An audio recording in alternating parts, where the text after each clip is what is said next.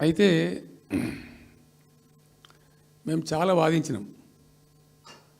మధ్యలో బ్రిజేష్ కుమార్ ట్రిబ్యునల్ వస్తే కూడా అక్కడ పోయి ఆ ట్రిబ్యునల్ని కలిసి చాలా ప్రయత్నాలు చేసినాం.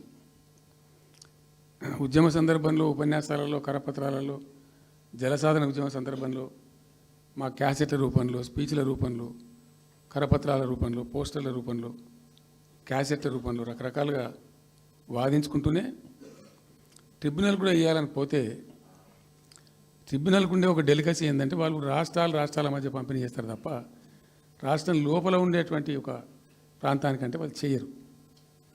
మీకు రాష్ట్ర హోదా లేదండి, మీరు ప్రాంతము, మీరు రాష్ట్రంతో కొట్లాడుతున్నారు, అది వేరే సంగతి, కానీ మేము స్వీకరించలేము, తీసుకోలేము చట్ట ప్రకారం అని చెప్పి వాళ్ళు నిరాకరించారు.